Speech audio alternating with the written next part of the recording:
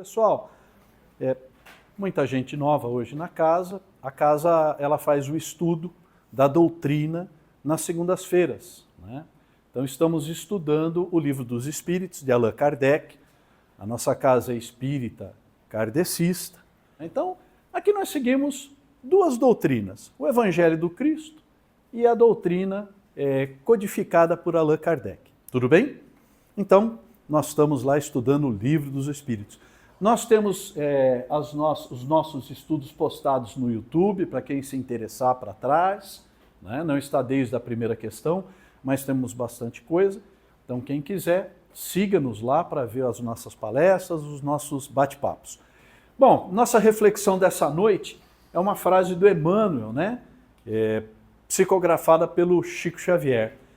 Emmanuel disse o seguinte: o tempo endereça às criaturas o seguinte aviso em cada alvorecer.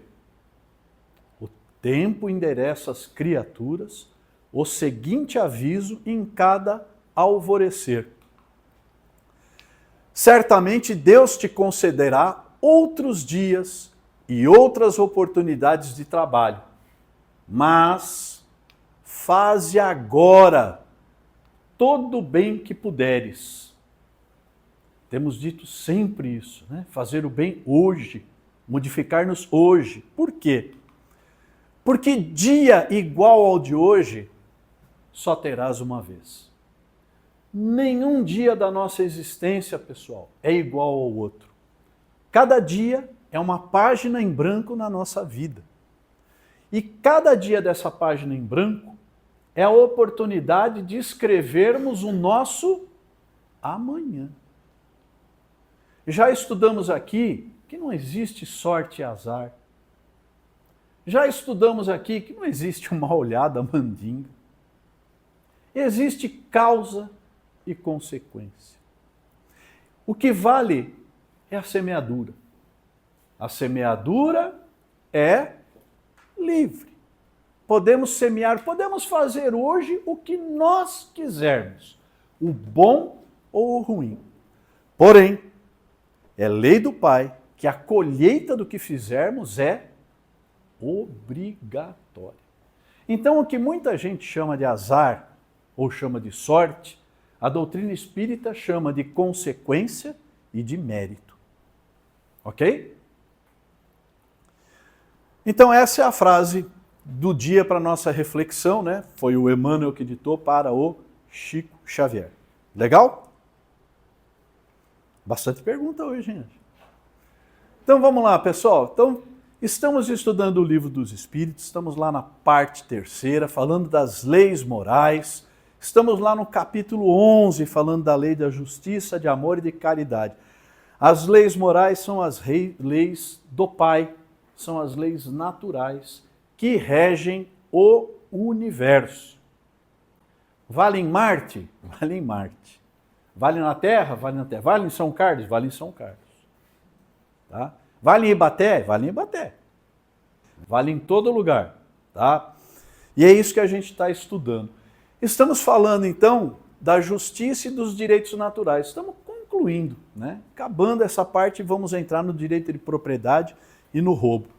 Então estamos lá na questão 878, pessoal.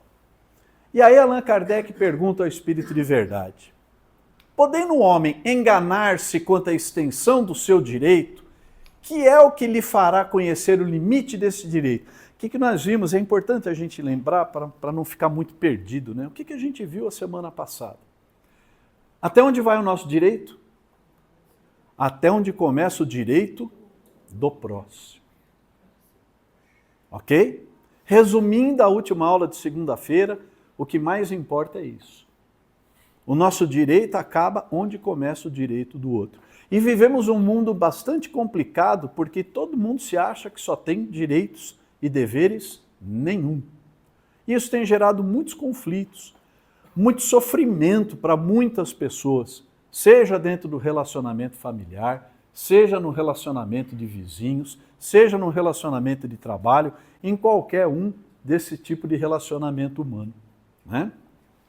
Então o Kardec pergunta isso daí. Já que a gente pode se enganar quanto à extensão do seu direito, que que lhe fará conhecer o limite desse direito, do teu direito? E aí o Espírito de Verdade dá a seguinte resposta. O limite do direito que, com relação a si mesmo, reconhecer ao seu semelhante em idênticas circunstâncias e reciprocamente. Nossa, Paulo, que rolo que o Kardec fez. Embolou, né?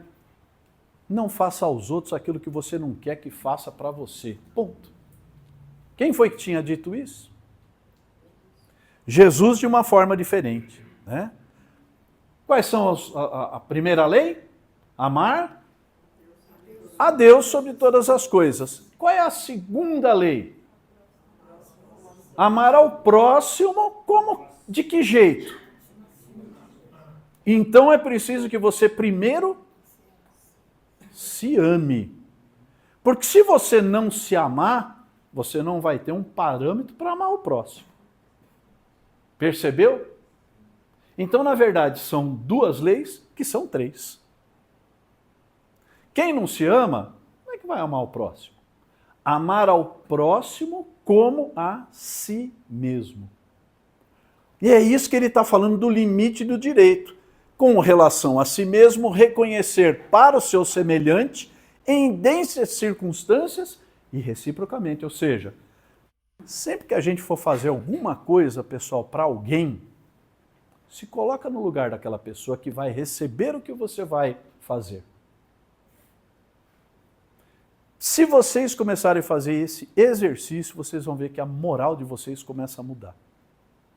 Mas é fazer isso com verdade, com sinceridade, né? Eu já ouvi gente falar assim, como eu gosto de pancadão, então o outro também vai gostar, porque é igual a mim. Está buscando motivo para fazer o que quer sem limites, né?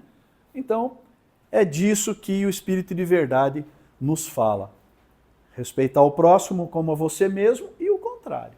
E o próximo também respeitar você como se fosse ele mesmo. Eu já disse aqui uma frase que eu ouvi de um irmão espiritual aqui na cabine de atendimento. Um dia que eu estava conversando com o irmão espiritual, e lógico, né, nós encarnados, a gente tenta fazer a sardinha vir para o nosso lado, né? Mas esse negócio de certo, de errado, não é muito relativo, né?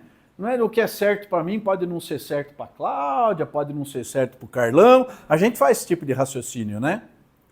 E aí o irmão espiritual resolveu a questão comigo falando assim, falou, Coroné, você faz o seguinte, sempre que você for fazer alguma coisa, você imagina que Jesus está atrás olhando. Se você sentir vergonha, não faz não. Fica o conselho para todo mundo. Resolveu, né? Esse negócio de certo para mim, errado para o outro. Todos nós já estudamos isso. Todos nós temos a moral de Deus dentro de nós. Todos nós sabemos, pessoal, o que é certo e o que é errado. Nós sabemos. Nós sabemos o que pode magoar, o que pode ofender o outro. Quando a gente o faz, ou faz por descaso, faz por imaturidade, faz por involução espiritual, mas faz. E aí semeia. E aí semeia, o que vai acontecer? Vai colher. Fala, Ângela. Esse limite tem muito a ver no ser humano com o egoísmo, o ego, né? Muito a ver. A Ângela falou que esse egoísmo, esse limite tem muito a ver com o egoísmo e com o ego. Perfeitamente, é isso mesmo. Nós vivemos hoje numa sociedade muito egoísta. Nós estamos... Vixe, lá vou eu falar o que não devia, né? Nós estamos criando crianças egoístas. Nós estamos criando crianças que não se relacionam com ninguém. Vive com a cara na tela. Que não ouve não. Que não tem uma educação social. O que vocês acham que nós vamos colher lá para frente? Nós vamos ter problema, hein, gente? Olha, o senhor está demitindo. Chilique. Quebra tudo na empresa. Passei por isso essa semana. Ameaçou funcionário de morte, porque foi demitido. Como é que pode? Não aguenta ouvir um não. Nunca ouviu um não. Né? Então, muito cuidado com os limites, pessoal. limites. A nossa liberdade vai até onde começa a liberdade do outro. Ponto. Beleza? Vamos lá. Letra A da 878, ele consegue complicar um pouquinho mais, né? Mas se cada um atribuir a si mesmo direitos iguais ao do seu semelhante, que virá a ser da subordinação aos superiores? Não será isso a anarquia de todos os poderes? Kardec pegou na veia, não pegou? O que vocês acham dessa colocação aí? Se todo mundo é igual, então não tem mais superior, não tem inferior. Mas tem hierarquia. O outro não é mais importante, mas representa algo que deve ser respeitado. Como é que é? Repete, Fer. Ó, Hierarquia. existe hierarquia. Existe hierarquia, pessoal, gostemos nós ou não, entre os espíritos. Ah, não é tudo igual? Não é tudo igual. O grau de evolução de um é diferente do grau de evolução de outro. Lembra que a gente falou que a imposição moral de um espírito elevado é irresistível a um espírito inferior. Por que é que Jesus chega para o espírito que se denominou legião e que obsediava um jovem lá nos tempos de Jesus e falou para ele, espírito imundo, sai dele, e o espírito saiu. Autoridade moral, hierarquia. E lembra que os apóstolos não conseguiram. Os apóstolos tentaram exorcizar, na palavra católica, na nossa expressão, desobsidiar aquele jovem, e não conseguiram. E eles indagam Jesus, falam, mas como é que você conseguiu? Por que você não falou que a gente ia fazer tudo igual que você fez e nós não conseguimos? Ele falou, porque essa categoria de espírito é preciso elevação moral, jejum de pensamentos, não é? E muita oração. Ou seja, que tem que estar muito elevado para conseguir. Há uma elevação moral. Fala. Como é que é? Repete, Fer. A pessoa, quem está na hierarquia superior, pode representar uma instituição, alguma condição, e por isso que deve ser respeitado. Existe uma hierarquia social também, né? Estamos no caminho certo. Vamos ver a resposta dele. Mas o Kardec, o Espírito de Verdade, ele dá uma dividida nisso daí. Primeiro ele fala o seguinte, ó. Os direitos naturais são os mesmos para todos os homens. Quais são os direitos naturais, pessoal? De viver, de crescer. Todos são iguais perante Deus, ok? Mas, não foi Jesus também que disse? Que a cada um conforme a sua obra. Então temos uma função hierárquica, né? Desde os de condição mais humilde até os de posição mais elevada, os direitos naturais são iguais para todos nós. Deus não fez uns de limo mais puro do que o de que se serviu para fazer os outros. E todos aos seus olhos são iguais. Então somos todos filhos, amados, queridos, e que Deus conspira a nosso favor 24 horas por dia. Ah, eu sou esquecido de Deus. Não diga isso, você não sabe o que você está falando. Do seu lado existe uma legião de bons espíritos tentando te ajudar. Mas somos crianças espirituais e mimadas. E a gente fecha os olhos ao bem. Tá? Esses direitos são eternos, os direitos naturais, que são essas leis morais que a gente está estudando. Justiça, a vida em sociedade, é igual para todo mundo. Então, o que tem de diferente? Então, ele complementa. Os direitos, né, que o homem estabeleceu perecem com as suas instituições. A lei de Deus, ela é imutável. Ela é incombatível. Ela não vai mudar nunca. Ah, então, porque a lei de causa e efeito é uma lei inexorável, não vai mudar nunca. Isso traz muita confusão na nossa cabeça, né? Por quê? Porque acho que todo mundo aqui um dia já pensou, falou, é fácil. Eu faço sacanagem a vida inteira, eu passo a perna em todo mundo a vida inteira, e lá no leito de morte, o que eu faço? Ah, Jesus me perdoa. Jesus vai te perdoar? Com certeza. Mas a colheita do que você plantou é lei do Pai. Ok? Tudo bem? Doeu?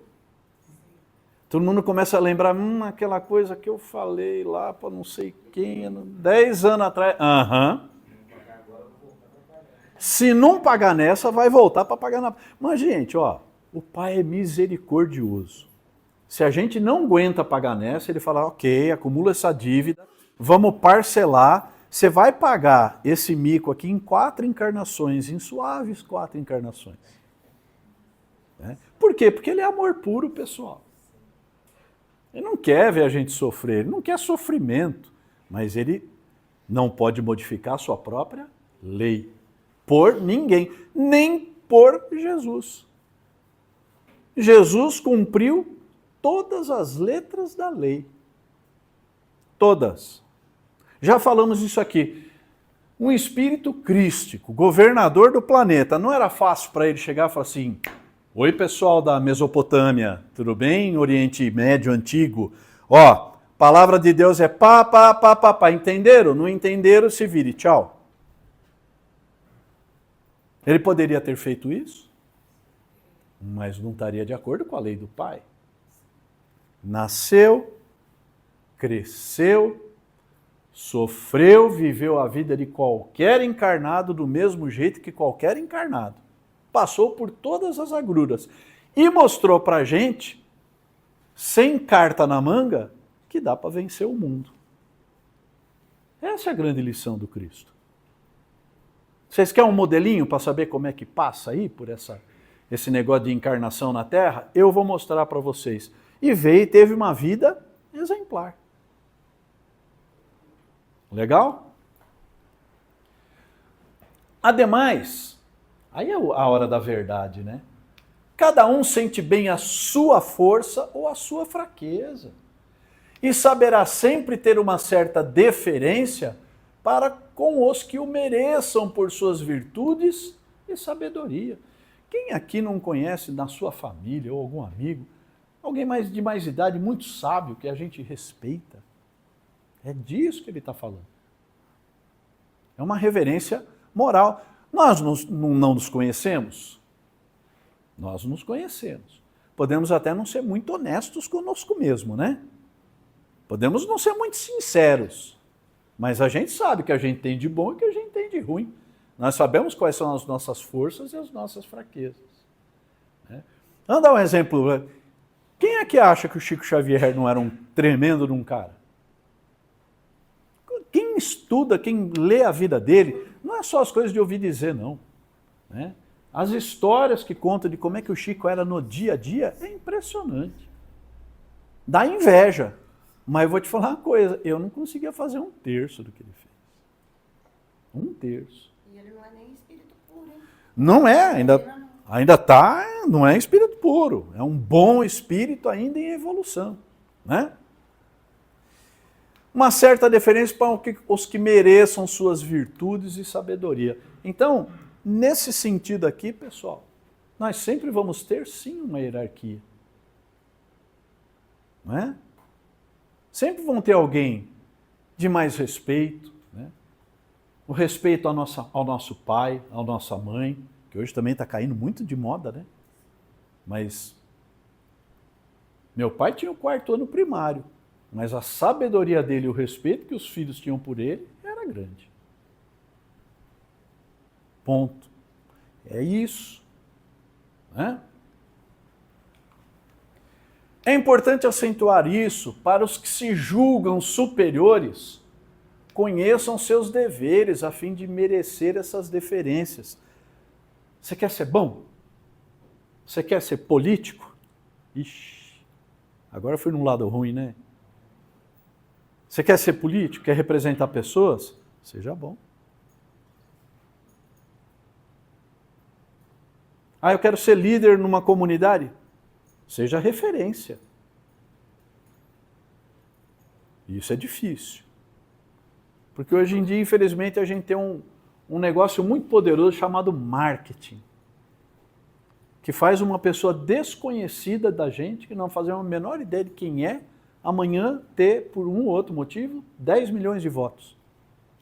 E a gente nem se preocupa em querer saber quem é essa pessoa. Só para dar um exemplo da nossa representatividade.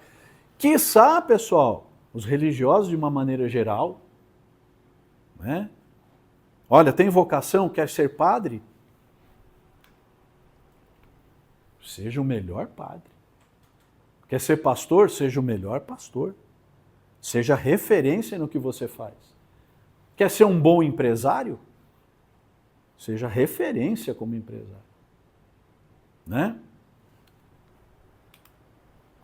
A subordinação não se achará comprometida quando a autoridade for deferida à sabedoria. E é assim que funciona no plano espiritual. É assim que funciona. A hierarquia entre os espíritos está diretamente ligada ao quê? Ao grau de evolução, sabedoria e bondade de cada um. Legal? Dúvidas?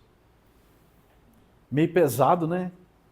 Não podia ser um pouquinho mais diferente, né? Fazer uma continha de chegar. É assim, pessoal. Quer chegar lá? Vamos juntos. 879.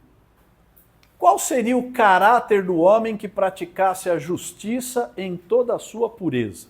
Porque a gente está falando da lei de justiça, caridade e amor, né? Qual que seria o caráter de um homem que praticasse toda a justiça? Bom, primeiro hoje talvez seria preso, né? Ué, Jesus não foi lá atrás? Mudamos de 2025 anos para cá? Aquela pergunta que a gente sempre faz, se Jesus hoje voltasse novamente à Terra, o que vocês acham? Não é?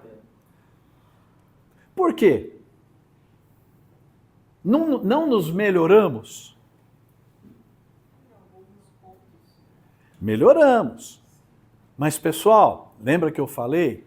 Nós somos um grupo muito grande de espíritos que vem repetindo a prova, repetindo a prova, repetindo a prova.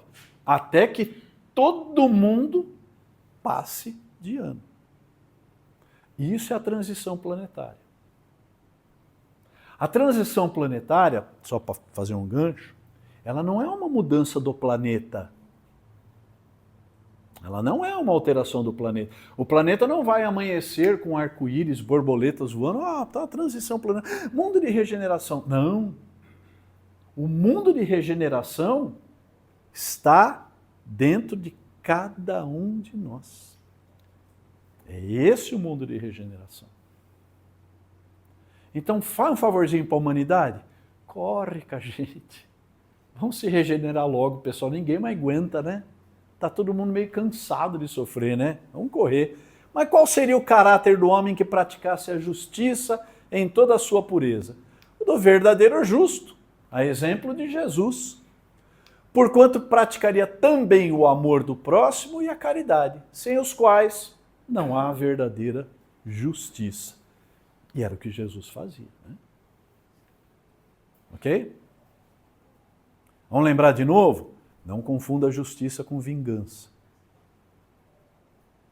Não confunda justiça com vingança. 99% das vezes o que a gente quer é vingança. O cara te dá uma fechada, você quer que ele bata no poste. Vingança, pessoal, não é justiça, não. Cuidado com isso. Porque o pensamento ruim, pessoal, também é uma semente ruim. Não é? Bom, com isso então nós vamos continuar e vamos passar para o direito de propriedade e roubo. Estamos lá dentro da lei de justiça, de amor e de caridade. Tudo bem aí? Alguma dúvida? Divergência? Chateados? Tá difícil? Não, né? É fácil, né? Só a partir de amanhã se acorda e vira a chave. Fácil. Pessoal, fácil. Fácil. Quem fuma, joga o cigarro fora. Né? Quem bebe, para. Fácil. Né? Fácil. Vamos lá. 880. Qual o primeiro de todos os direitos naturais do homem? Nós estamos falando de lei de justiça, né? Direitos naturais. Qual é o primeiro direito natural? O direito natural é aquele que é nato, né? Nasce com a gente, faz parte do quê? Do ser encarnado, né? Todos nós somos almas. A alma é o espírito encarnado. Quando a gente desencarna, a gente é só perispírito e espírito. Aqui somos almas, né? Estamos encarnados. E qual é o primeiro desse direito natural? Muito bom. Olha lá, Fernanda acertou. O de viver. O de viver. E, peraí. Por isso é que ninguém tem o direito de atentar contra a vida de seu semelhante, nem de fazer o que quer que possa comprometer-lhe a existência corporal. Entendeu? Pena de morte. Somos contra. O Espiritismo é contra. Até porque não resolve, só piora.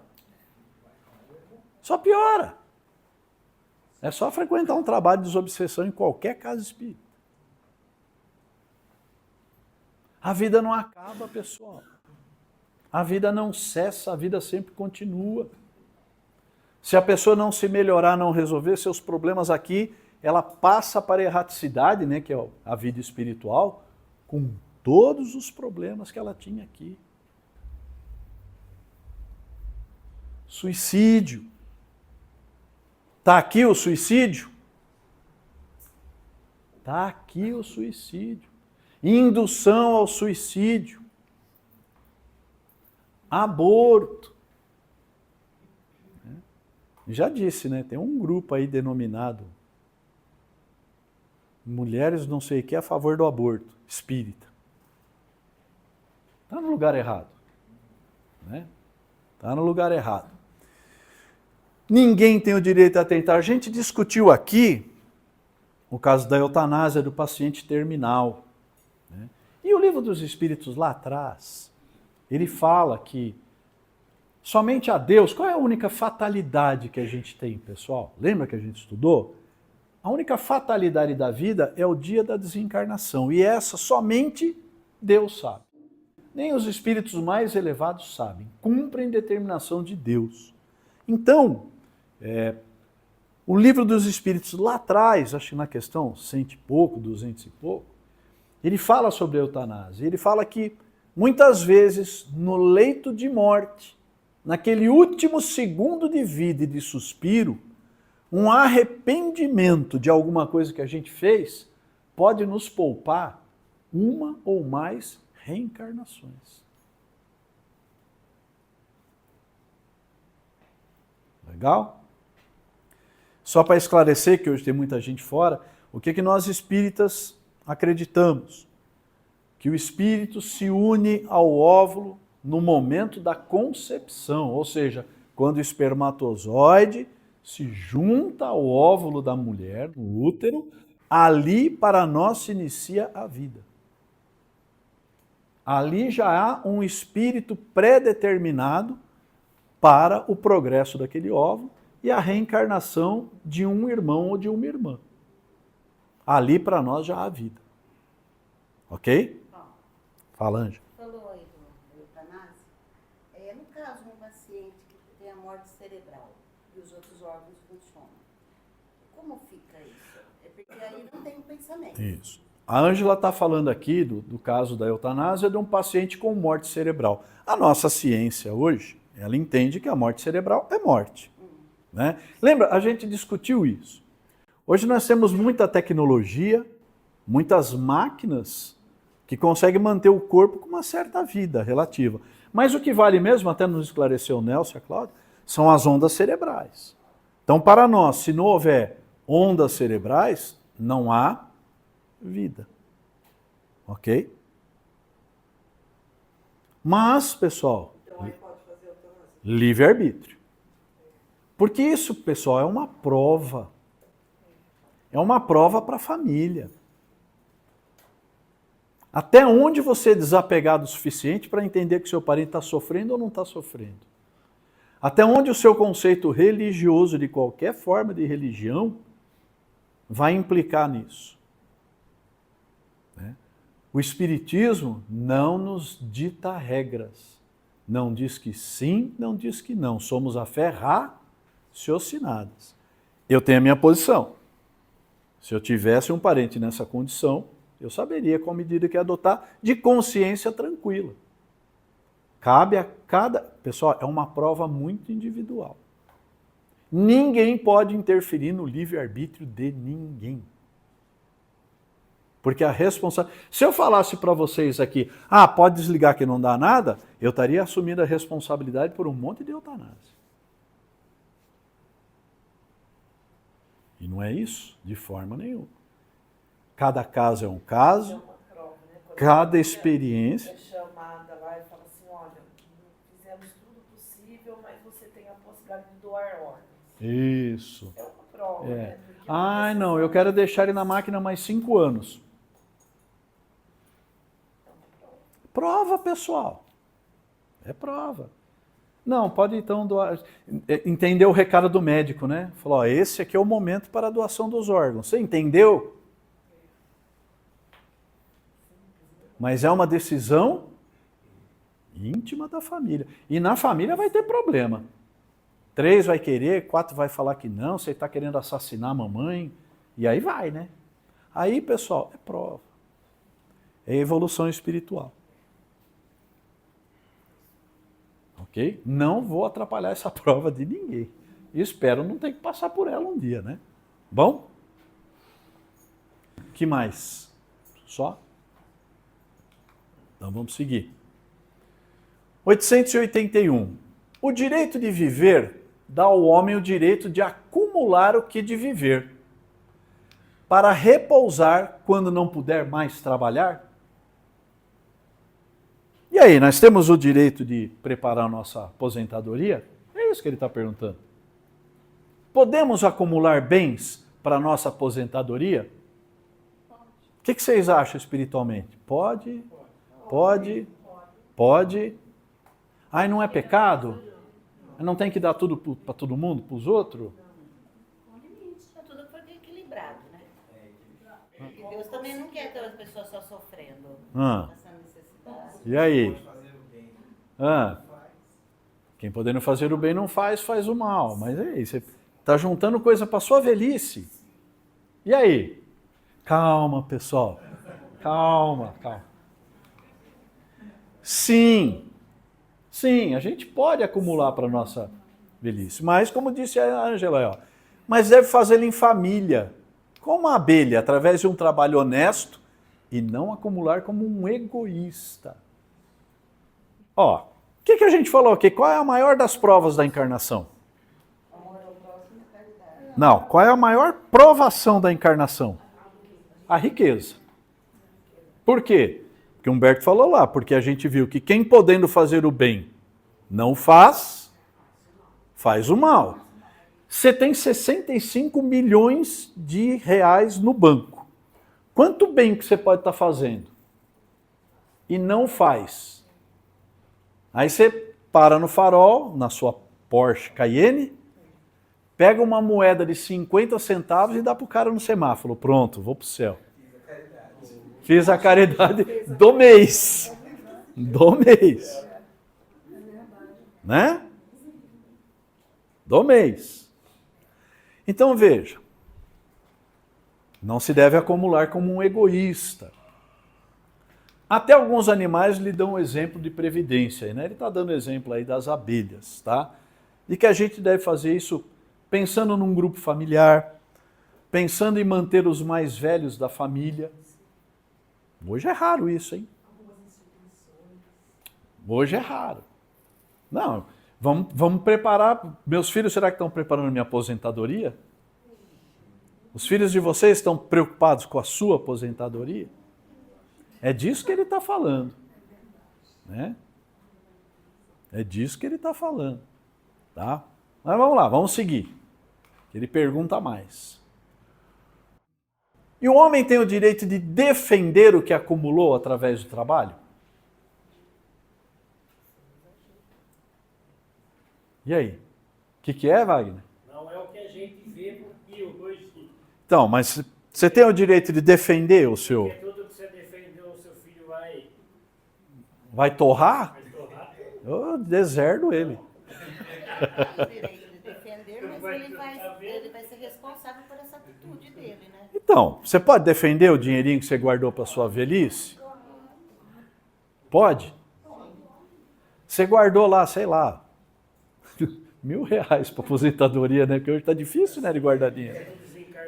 Aí chega o seu filho e fala, então, pai, queria comprar um carro novo, empresta R$1.000. A gente empresta, mas quem está sendo ruim aí? Ele, né? A gente só olha pelo lado nosso da caridade. Falou, era o que eu tinha guardado para a velhice, filho. Acorda para a vida. Né?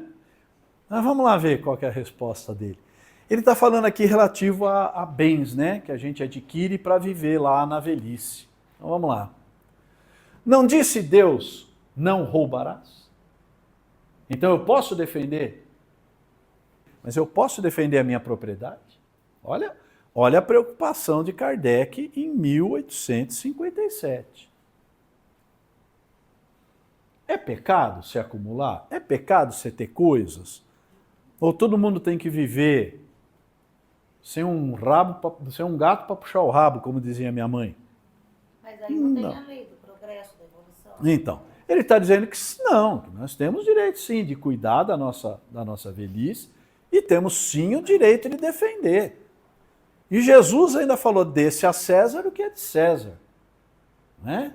E a Deus o que é de Deus. O que Jesus quis dizer com isso? Que o que é da matéria, pessoal, é da matéria. O que é do Espírito, é do Espírito. É isso que ele quis dizer com dai a César o que é de César e a Deus o que é de Deus. O que o homem junta através de um trabalho honesto constitui uma propriedade legítima, que ele tem o direito de defender. Pois a propriedade que resulta do trabalho é um direito natural, tão sagrado quanto o de trabalhar e o de viver. Né? Vamos fazer um contexto histórico. 1857, lá vou eu fazer com encrenca para ter que editar, né? O que se tinha em mente? Que as pessoas, quando morriam e tinham bens, deixavam tudo para quem? Não para Jesus, não para Deus, para a Igreja Católica. E é por isso que Kardec pergunta isso daí. Falou, a pessoa não tem direito de chegar lá no fim da vida dela e ter o seu patrimônio? Ele falou, tem. E é legítimo defendê-lo? É legítimo defendê-lo. Não é? Ok? 883. E esse desejo de possuir, de ter coisas, está na natureza? Sim, mas quando é só para si e para a sua satisfação pessoal, é egoísmo. Pessoal, moralmente, não há nada de errado de você gostar de ter uma bolsa bonita. A mulherada já abriu um sorriso daqui a aqui, né? Um sapatinho, né? Uma roupinha. Os homens têm uma Porschezinha, né, Carlão? Não há nada de errado. O que há de errado? O egoísmo. Né? É você, numa família muito com muitos parentes pobres, por exemplo, necessitados, você tem uma coleção de 68 sapatos de marca. É aí que a coisa começa a pegar, aí que aflora o quê? O egoísmo. Né? Lembra lá atrás que ele falou que tem que ser igual à família, né? Tem que pensar como uma abelha. Eu tenho o direito de estar bem? Tenho, mas enquanto eu tiver um parente ou um amigo mau, eu vou tentar ajudá-lo. E quem tem dinheiro para comprar uma bolsa de 30 mil reais? Uma bolsa? Dá para ajudar, não dá? E a gente vê isso nas mídias direto, né? Pessoa com a bolsinha de 30 mil reais. 30 mil reais uma bolsa. Meninas, nem que eu tivesse dinheiro, não pagava isso numa bolsa. Desculpa, né? Mas tem gente que aí é o quê? O egoísmo, né? Vaidade, tá? E aí em detrimento dos outros, né? Aí ele fala assim, ó, entretanto, para a gente encerrar por hoje, entretanto, o desejo de possuir não será legítimo, visto que aquele que tem o de que viver não é pesado para ninguém. Deu para entender a pergunta dele? Eu falar, se eu tenho o necessário para eu viver, então é legítimo isso. Ainda que eu tenha um pouco para mais. Né? É essa pergunta que ele está fazendo, né? Vamos lá.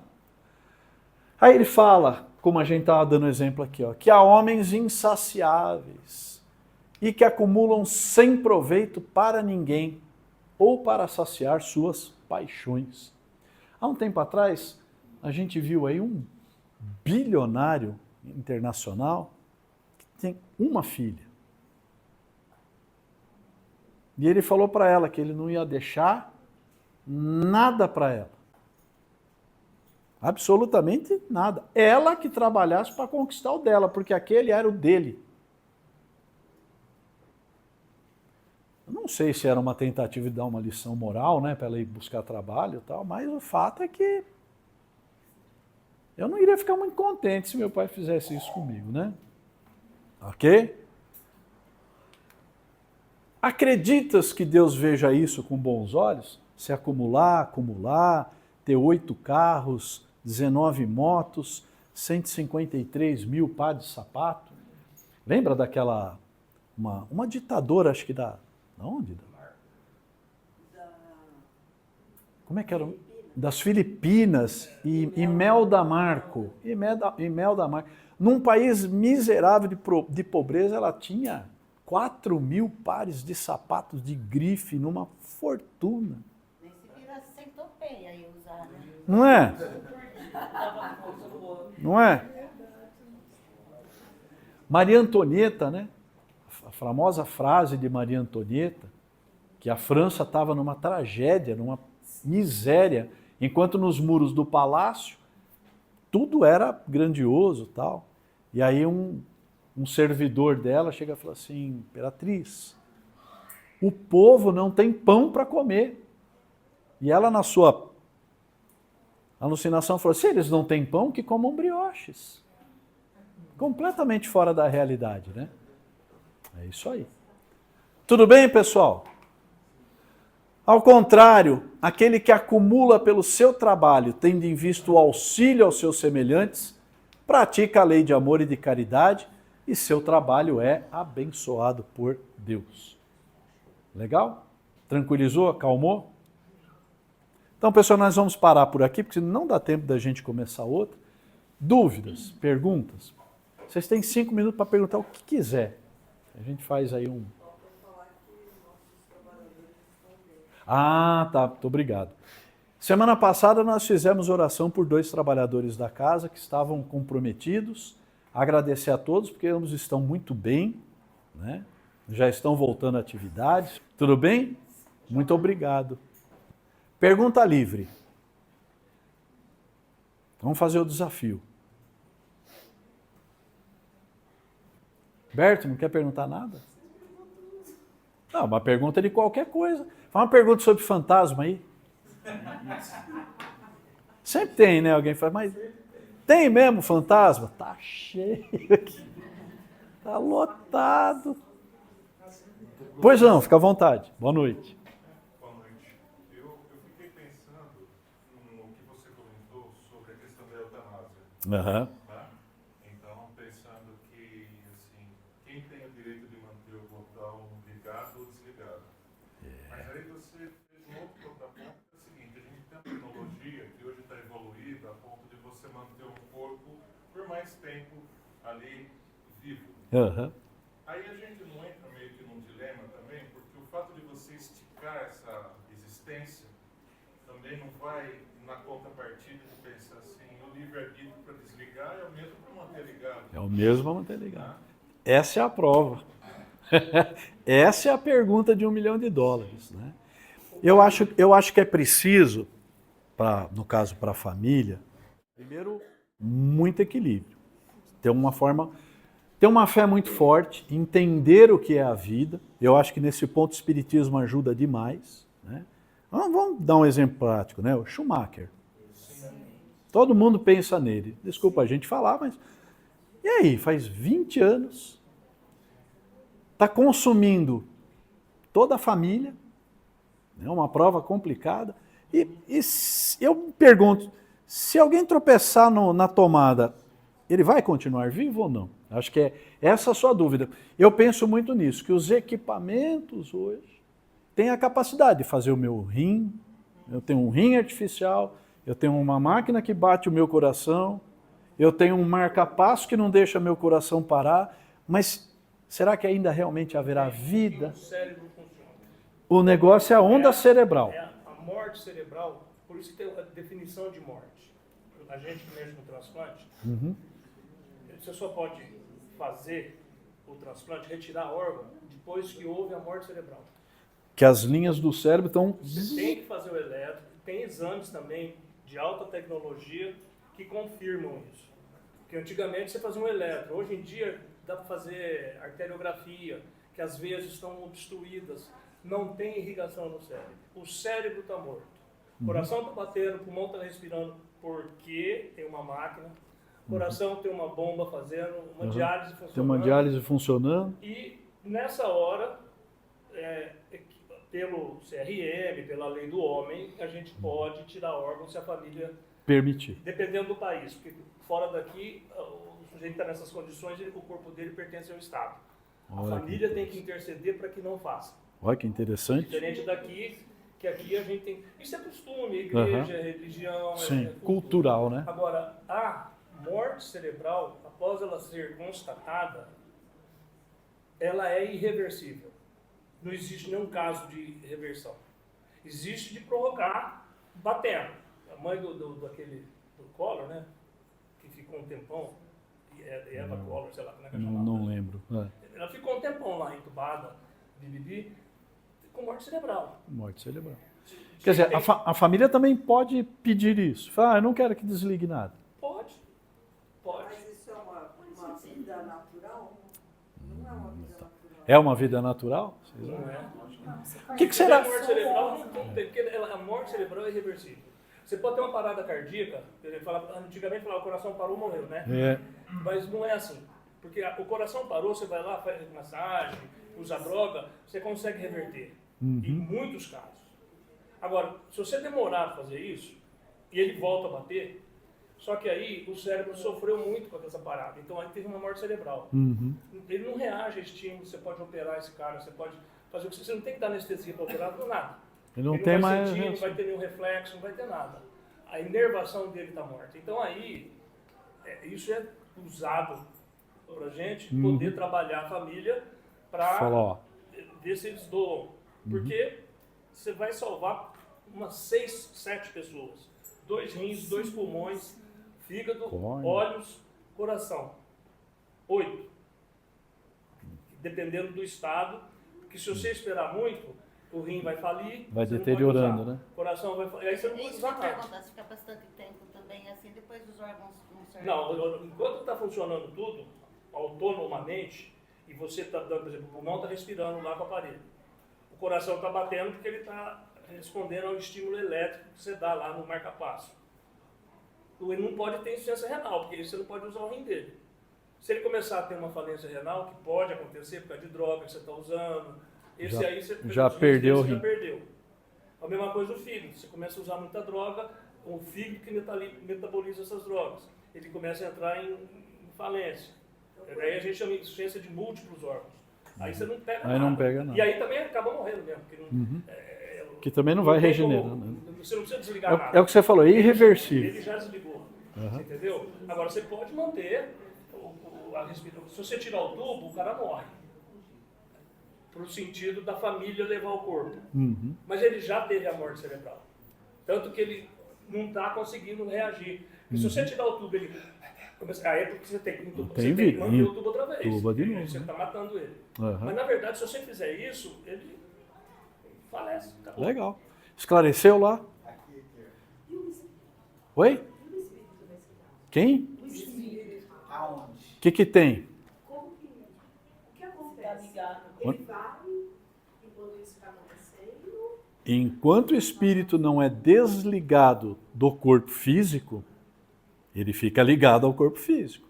Fica na perturbação, fica na erraticidade, como no sonho. Vive experiências lá, mas ele está numa situação difícil. Exatamente. Ele não consegue seguir e não consegue retornar. Né? Por isso que muitas vezes vários livros, tipo do André Luiz, que eles fazem aquele preparo das redes, né? Que realmente preparam eles para poder... O desligamento, né? O desligamento do espírito do corpo, ele é demorado e é trabalhoso. Né? Ele é feito por um grupo especializado de espíritos que vêm, aguardam autorização superior e fazem o desligamento. Nas obras de André Luiz, a gente tem uma descrição muito grande, né? Falei assim, como é que é a morte? Eu lembro do nome, é um nome estranho.